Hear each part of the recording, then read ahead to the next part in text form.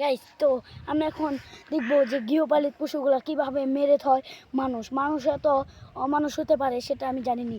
তো গাইস, আমি এখন খুঁজছি আমাদের নদীর পাড়েতে, তো দেখি আমরা কোনো পশু পাই নাকি, সেটা আমরা দেখবো। তো আসেন গাইস, চলেন। আচ্ছা, আপনার ভিডিওটা বড় হয়ে যাচ্ছে, এই জন্য আমরা একটু ভিডিওটা স্কিপ করব।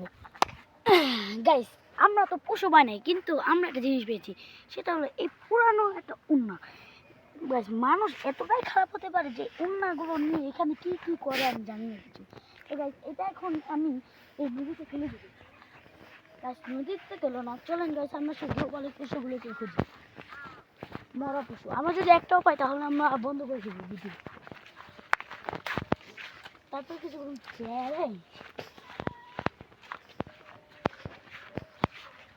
এই ওটা কি গাইস? দেখেন গাইস, এটা মনে হচ্ছে কোনো বাছুর টাইপের, মানে কোনো হচ্ছে কোনো যে গরুর যে বাছুর থাকে না,